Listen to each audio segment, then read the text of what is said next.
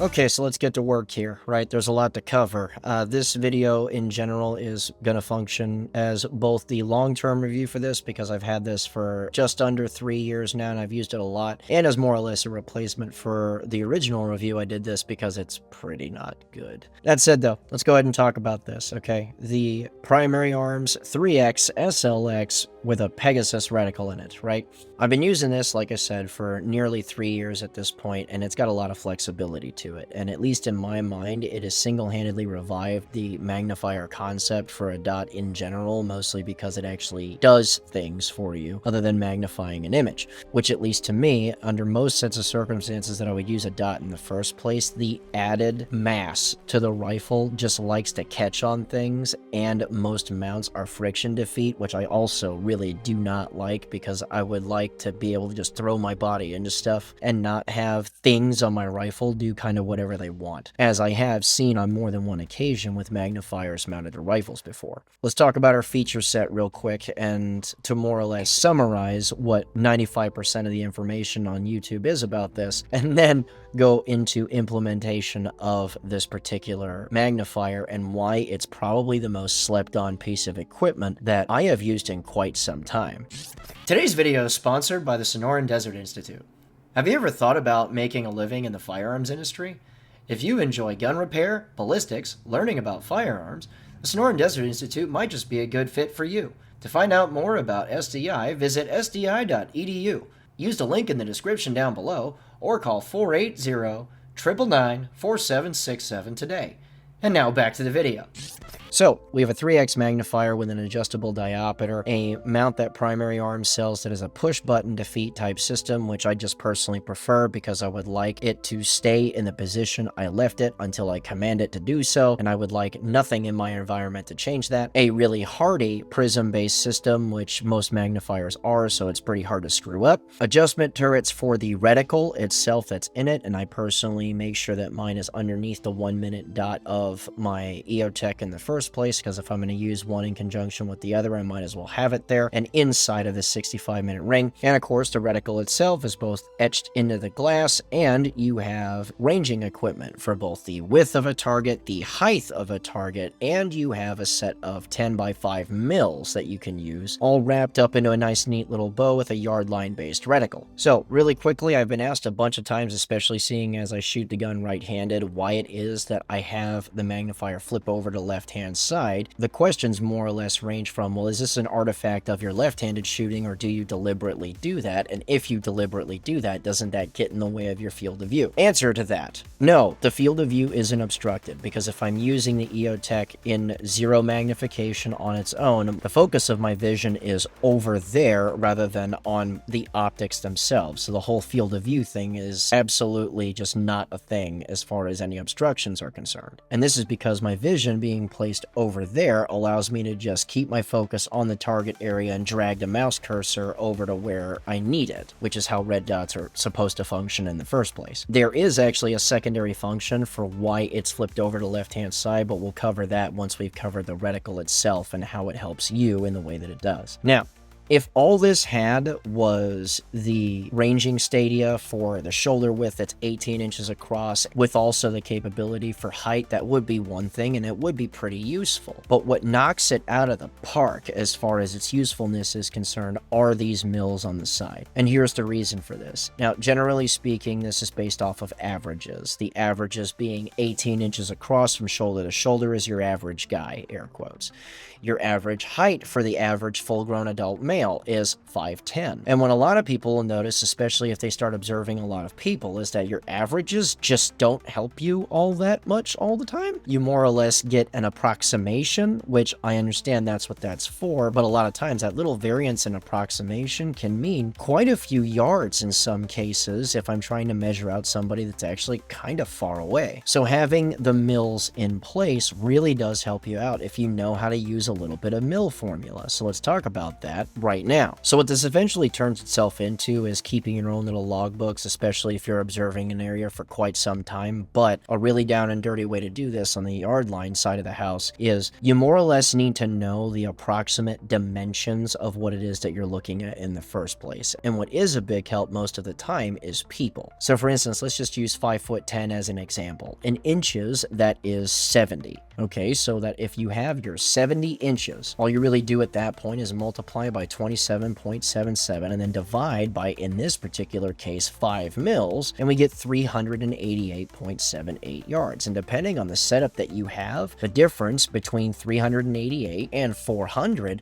may adjust your hold a little bit depending on the type of shot that you're taking, because most people aren't just standing straight up in the open, square to you, waiting to be shot. The thing about this as well, though, is that if you more or less know the dimensions of your target area, a lot of times I actually don't use people. A lot of times I'll use things like vehicles or random wildlife that's out there too, based off of averages of their height as well. A lot of times, though, some of the most reliable stuff is vehicles because there are factory heights of those things. For instance, the Toyota Corolla is one of the most commonly seen vehicles on the planet. So if you know the overall dimensions of that in feet, you can take the dimensions in feet, multiply that by 12 and finish the rest of your formula, and based on the number of mils that you have, you can more or less work out how far away that thing is, and that helps you out a lot. So what this turns into more than anything else is that there are 3 different methods to check up on yourself to make sure that whatever it is that you're using as far as a ranging method can be backed up by yet another, and then yet another ranging method to more or less get a really solid idea of how far away these objects really are.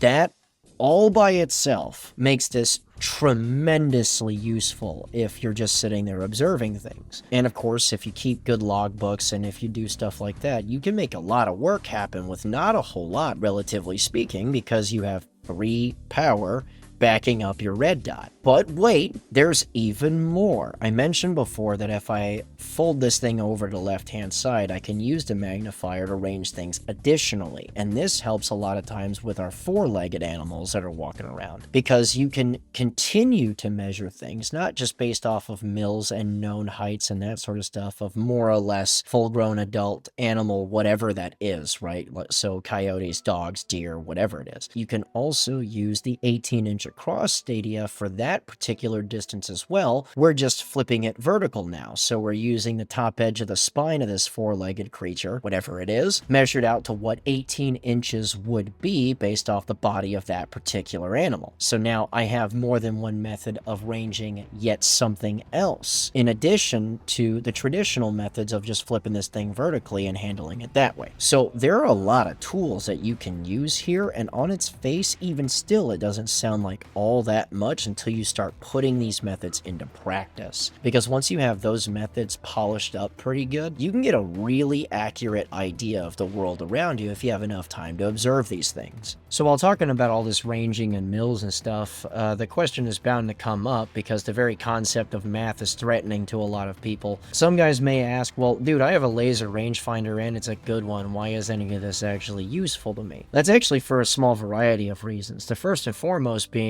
if you are dealing with peer adversary of any kind, shooting a laser across a long distance is detectable if they have similar equipment, which that's sort of a defining feature of peer adversary. The second is that if you have a particular set of circumstances, laser rangefinders are just not super duper reliable. The first and foremost being if you have a lot of really heavy brush, and the second if you have environmental factors that are playing with your equipment like extreme hot or extreme cold, and the third being if your target is on a really weird angle. As lasers are projected over a particular space, the further away they are forced to shoot, the larger the actual beam gets. So if you have a lot of shrubbery or brush or whatever between you and the target that you're trying to laze, the amount of brush and stuff that is going to start refracting off of that particular laser beam can start to give you some false distances. In addition to, if that target is leaned over really hard and that disc, which is enlarging the further away it's being shot, hits it at a weird angle, it can start giving you, again, really weird results. And of course, sometimes this is more prevalent with like older type designs, but if you have extreme hot or extreme cold, a lot of times the lasers just don't want to function properly. So being able to do this yourself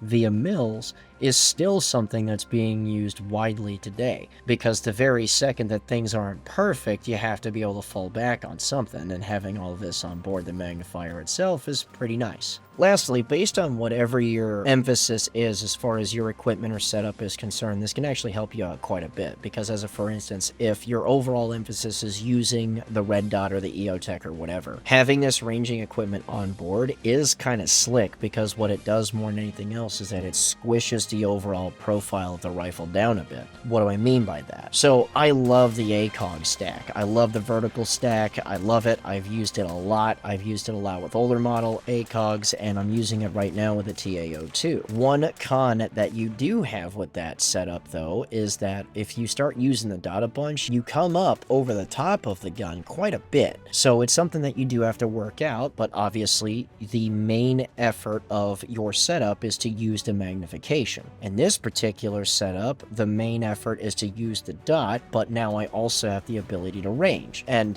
no, the glass clarity is just not there. Obviously, it's not ACOG quality glass. But having these extra tools in a profile that's pretty tight to the gun actually helps you out quite a bit, and significantly more than a lot of people realize, unless they know how to work mills, in which case you throw that thing in front of your face and it's just... oh. Okay, right? Overall, what do I think about this? You know, it might not be the clearest glass I've ever seen. Clearly, it's an SLX. But I would take this magnifier over anything else, and it's all because of that flexibility. In addition to the fact that it's dehorned and pretty small and pretty light, because with a mount and everything, it's 5 ounces and a little bit of change. That's a whole lot for not a whole lot, price-wise or weight-wise or bulk-wise, or you see what I'm saying? It's a bunch to use. So if it's me personally, and if I have to pick one magnifier, it's not even a debate in my mind at any point. This is it. Good eye box, solid enough eye relief, lots of tools, and I'll use it over anything else magnifier related. So with that being said, guys, if you want to come out and train with us, you absolutely can. If you want to support us through Patreon or check out our social media stuff, the links for all of this are in the description below.